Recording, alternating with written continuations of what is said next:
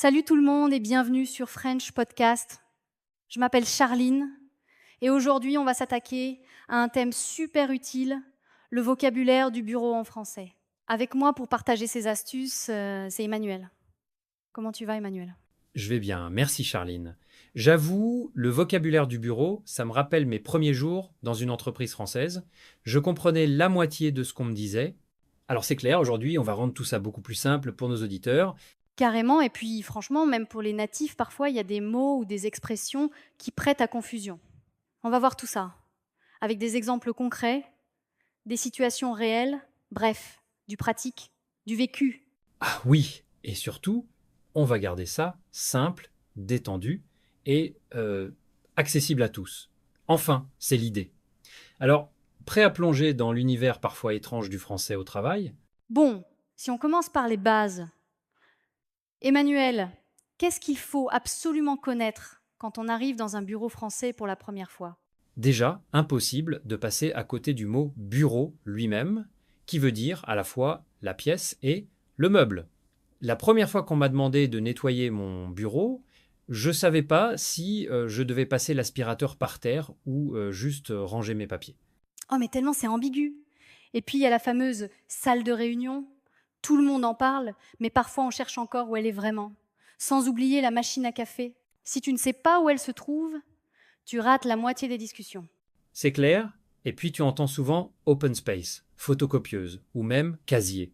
D'ailleurs, petite anecdote, j'ai mis 2 semaines à comprendre que badge voulait dire la carte pour entrer dans le bâtiment, pas un badge scout.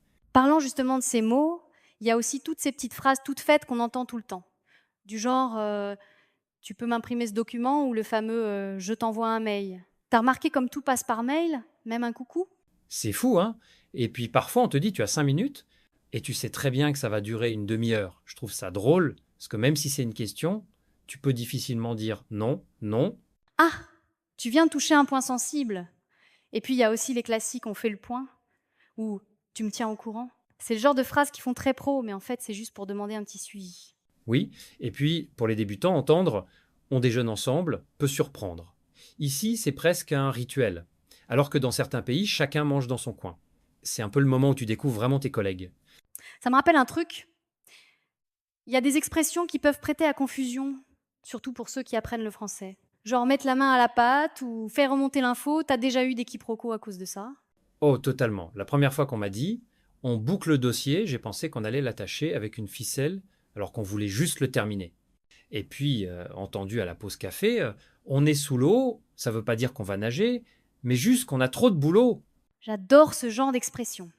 Parfois, ça donne des situations hyper drôles. Et puis, il faut s'habituer à faire un retour ou prioriser des mots qui viennent souvent de l'anglais, mais qui prennent un sens bien à eux en entreprise.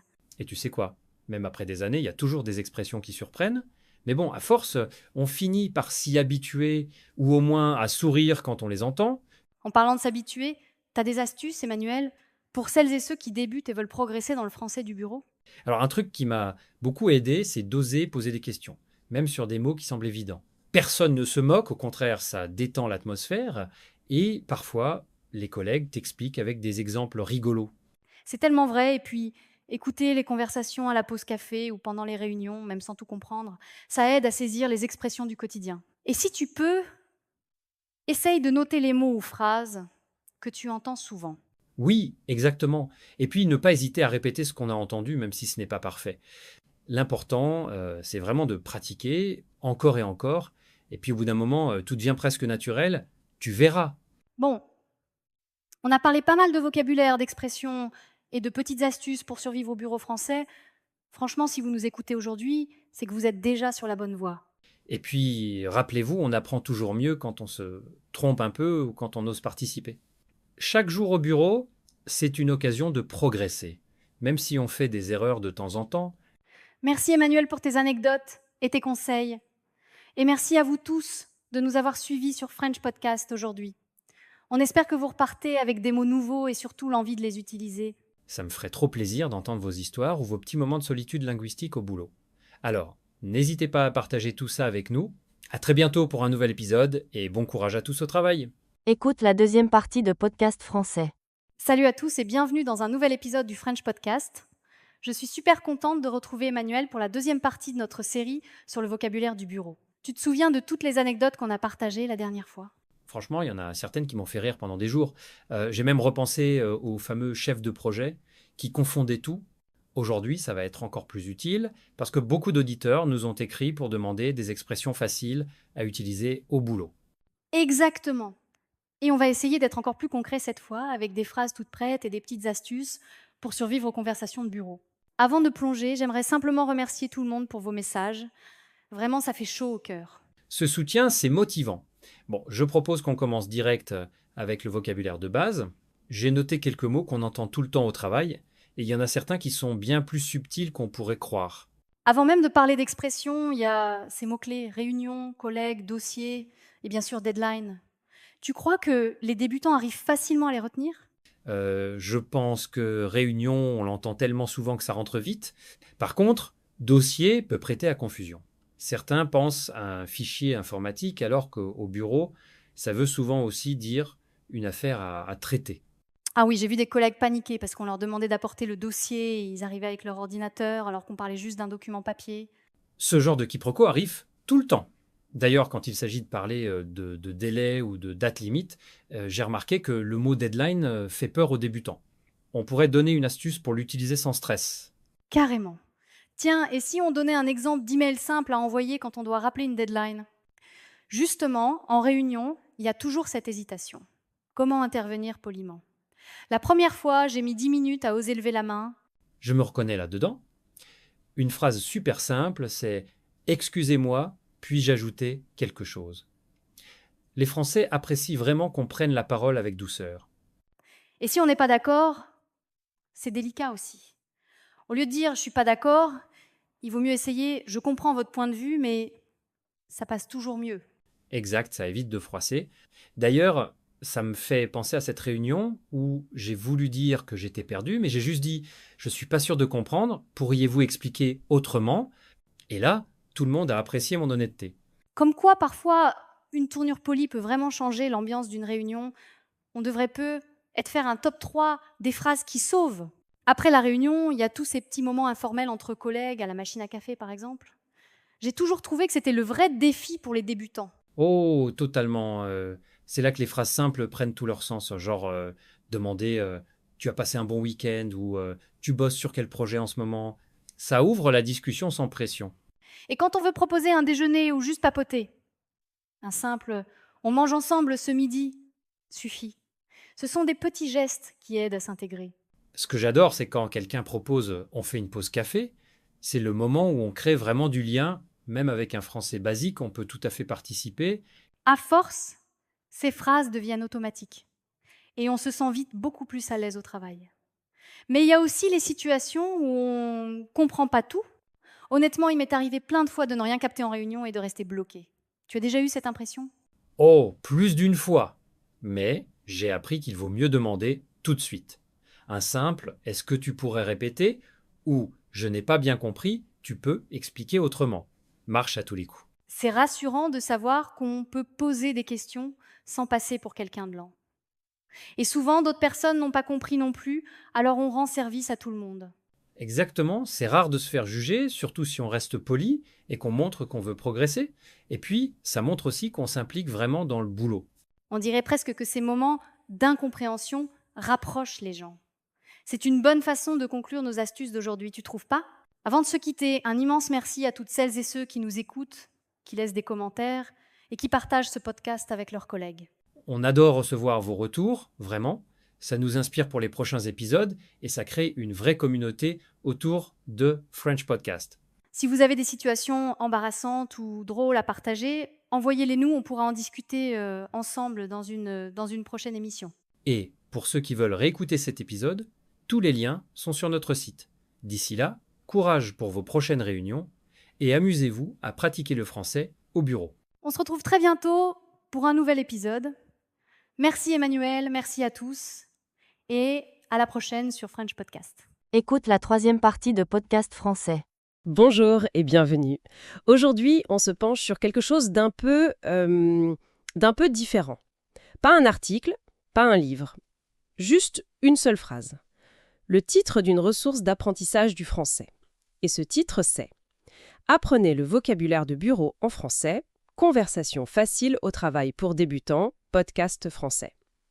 Alors à première vue, on pourrait se dire que c'est juste un titre optimisé pour les moteurs de recherche. Mais en y regardant de plus près, on se demande, est-ce que ce n'est pas bien plus que ça ? Notre mission du jour, c'est de déterminer si cette phrase est une simple accroche marketing ou si elle cache en fait une véritable stratégie pédagogique. C'est une excellente question. Parce que ce titre, il est comme la bande-annonce d'un film. En quelques secondes, il doit tout dire, le genre, l'intrigue, et surtout, il doit donner envie. Ici, chaque segment, c'est une promesse. Ce n'est pas juste un titre. C'est un contrat de confiance qu'on propose à quelqu'un qui est probablement dans une situation de stress. Oui, et de vulnérabilité même. Devoir parler une nouvelle langue au travail. Exactement. Un contrat. J'aime bien cette idée. Alors, si c'est un contrat, analysons les clauses. On va le démonter pièce par pièce pour voir si la mécanique est aussi solide qu'elle en a l'air. Commençons par la toute première promesse, la plus directe. Le vocabulaire de bureau. Oui, ce qui me frappe d'emblée, c'est la spécificité. Mmh. On ne nous promet pas de parler français. Ça, c'est une montagne. On nous promet quelque chose de beaucoup plus petit, de beaucoup plus concret. On ne va pas apprendre à commander un croissant. Non, ni à parler de la météo. On va droit au but, quoi. C'est exactement ça, et c'est le reflet d'une tendance majeure dans l'apprentissage aujourd'hui. L'hyperspécialisation. L'hyperspécialisation. Oui. L'idée, c'est d'abandonner le modèle du cours de langue généraliste, qui essaie de tout couvrir, pour se concentrer sur un besoin immédiat et à fort enjeu. Je vois. Pour un cadre qui vient d'être muté à Paris, savoir dire « pouvez-vous me transférer le rapport trimestriel ?» c'est infiniment plus utile que Que de savoir conjuguer le passé simple. Voilà, exactement, Donc en gros, c'est du just-in-time learning pour la carrière. c'est ça. On n'apprend pas la grammaire au cas où on lirait un jour Victor Hugo. On apprend à dire où est la salle de réunion parce qu'on a une réunion dans 5 minutes. C'est de l'utilité brute. C'est de l'utilité brute. Et c'est aussi, je pense, un puissant anxiolytique. Ah oui. Bah oui. L'apprenant n'est plus face à l'océan infini de la langue française. Il est face à une petite piscine, bien délimitée. Celle du jargon de bureau. Voilà. C'est gérable, c'est mesurable, et chaque mot appris est immédiatement valorisable. C'est vraiment la différence entre apprendre par plaisir et apprendre par nécessité. D'accord, je suis convaincue sur l'efficacité, mais est-ce qu'on ne prend pas un risque ? C'est-à-dire, En se concentrant uniquement sur le vocabulaire de bureau, est-ce qu'on ne crée pas des robots capables de parler de synergie et de KPIs, mais complètement perdus à la machine à café ? incapable de la moindre interaction sociale. Et ça, c'est crucial pour l'intégration. C'est un point très juste. Il y a un arbitrage à faire, c'est certain. L'hypothèse derrière ce titre, c'est que la priorité numéro 1, c'est la survie, la crédibilité professionnelle. On éteint l'incendie le plus urgent d'abord. C'est ça. L'idée n'est pas de former des robots, mais de donner un kit de premier secours. Une fois que la personne se sent en confiance dans son rôle, elle aura la disponibilité mentale, la motivation pour s'intéresser au reste. La culture, l'humour. C'est une stratégie de petite victoire. Voilà, on commence par le plus pressant. D'accord, je vois la logique. On construit la confiance brique par brique. Et justement, une simple liste de mots, ça ne suffit pas. Il faut construire quelque chose avec ces briques. Et c'est là qu'intervient la deuxième partie du titre. Conversation facile au travail. Oui. On passe de la théorie. À la pratique. Exactement. Et le mot-clé ici, le mot magique pour moi, c'est facile. Ah oui, c'est une reconnaissance directe et très habile de la plus grande peur de l'apprenant. La peur de parler. La peur de parler, de faire des erreurs, d'avoir l'air ridicule, surtout dans un contexte pro où on est jugé sur sa compétence. Le mot facile est une promesse de sécurité psychologique. Totalement. Ça me rappelle quand j'ai essayé d'apprendre à cuisiner. Le premier livre disait « Faites une béchamel ». J'ai paniqué, j'ai refermé le livre. Je vois très bien. Le deuxième disait « Étape 1, faites fondre 50 grammes de beurre ». C'est la même chose. Le mot facile est cette promesse qu'on va nous prendre par la main, qu'on ne va pas nous jeter dans le grand bain sans bouée. C'est une analogie parfaite. Pédagogiquement, ça suggère une méthode basée sur des scénarios, des scripts pour des situations de la vie de bureau. Oui, des leçons très concrètes. On peut imaginer des modules. Comment se présenter à sa première réunion ? Comment demander poliment une info par email ? 5 phrases pour survivre à la machine à café. Exactement. L'objectif, ce n'est pas la perfection grammaticale, c'est la fluidité fonctionnelle. Il s'agit de donner des outils pour oser ouvrir la bouche. Des kits de conversation, en quelque sorte. Des phrases préconstruites qui permettent de participer au lieu de rester muet. C'est ça. Et bien sûr, cette promesse de facilité, elle prend tout son sens quand on regarde la clause suivante. Pour débutants. Oui, cette mention, c'est une porte d'entrée grande ouverte. Ça élimine toute intimidation. Vous n'avez jamais fait de français? Vous êtes au bon endroit. Voilà. Vos souvenirs de l'école vous terrorisent, pas de problème, on reprend à zéro. C'est ça. Cela dit, la notion de débutant est intéressante à nuancer. C'est-à-dire, on parle d'un débutant total qui sait à peine dire bonjour, ou de quelqu'un qui a des bases, mais qui est débutant en français professionnel. La beauté du titre, c'est qu'il fonctionne pour les deux. Mais il implique surtout que le contenu doit partir des fondations, les fondations absolues de l'interaction pro en France. Et ça peut être complexe. Oui, ce n'est pas juste apprendre des mots, c'est apprendre des codes. Et le plus fondamental, bien sûr. Le tu et le vous. Le fameux tuez-vous, un véritable champ de mine culturel pour un non-francophone. Le vrai défi, donc, c'est de rendre ces bases, qui peuvent sembler scolaires, immédiatement utiles dans un bureau. Il ne s'agit pas juste d'apprendre « je suis ingénieur ». Il faut la phrase complète et polie. « Bonjour, je suis la nouvelle ingénieure du service X, enchanté de faire votre connaissance ». Précisément. Le contenu doit intégrer tout en même temps. Le vocabulaire, ingénieur, la grammaire, je suis, et les codes sociaux, bonjour, enchanté, le vouvoiement. Et si on fait ça, même un débutant total peut, après une seule leçon, se présenter de manière crédible. C'est extrêmement puissant. Et motivant. On voit bien comment tout s'emboîte. Le quoi, le comment, le pour qui, tout ça est très bien pensé en termes de contenu. Mais la manière de le livrer, c'est peut-être la partie la plus révélatrice. La dernière clause, Podcast français. le choix du format. Et ce n'est pas un détail. Le format est le message. Ah oui, Choisir le podcast, c'est faire une promesse de modernité, de flexibilité, c'est de l'apprentissage nomade. dans les transports, en faisant du sport, à la pause déjeuner. Oui, c'est une ressource qui ne demande pas de temps en plus. Elle s'intègre dans les temps morts de la journée. Et au-delà du pratique, le format audio met l'accent sur ce qui est souvent le plus grand stress, la compréhension orale. On peut être bon en grammaire à l'écrit, mais complètement paralysé quand quelqu'un nous parle à vitesse réelle. Le podcast est un entraînement direct pour l'oreille. C'est un excellent point, c'est idéal pour l'immersion passive. Pour s'habituer à la musique de la langue, à son rythme, c'est fondamental. On imite ce qu'on entend. Mais ça soulève ma plus grande objection. Le podcast, c'est passif. C'est unidirectionnel. Oui, on écoute. On n'interagit pas. Est-ce qu'on ne risque pas de former des perroquets de podcast, capables de répéter des phrases, mais incapables de construire une réponse originale en situation de stress? C'est la limite du format, c'est une excellente critique. Une ressource de qualité doit anticiper ça, et Meilleur le font de plusieurs manières. D'abord, en intégrant de l'interactivité dans l'audio. Des pauses pour répéter? Oui, des pauses pour répéter à voix haute, des dialogues à trous. Et puis, surtout, le podcast n'est souvent que la partie immergée de l'iceberg. Ah, il fait partie d'un écosystème. Exactement. Il est couplé à des fiches de vocabulaire, des quiz en ligne, parfois même une communauté pour pratiquer. D'accord. Donc le podcast est la porte d'entrée, le produit d'appel. C'est ça. Mais même pris seul, il tient sa promesse. Une promesse d'apprentissage centrée sur l'oral. Et dans un monde pro fait de réunions et l'appel, c'est là que le besoin est le plus criant. Alors revenons à notre question de départ. Si on assemble toutes les pièces, cette simple phrase, c'est du marketing ou de la pédagogie? J'ai l'impression que la réponse c'est du génie marketing. Précisément parce que la pédagogie est intégrée dans l'argument de vente. Voilà, la promesse est le produit. Je suis tout à fait d'accord. C'est un cas d'école de conception centrée sur l'utilisateur. La structure du titre anticipe et répond à toutes les angoisses. Qu'est-ce que je dois apprendre? Le vocabulaire de bureau, spécifique, gérable, Mais comment je vais l'utiliser?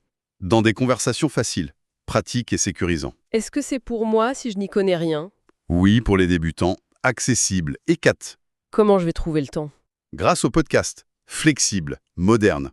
Chaque segment lève une barrière à l'entrée.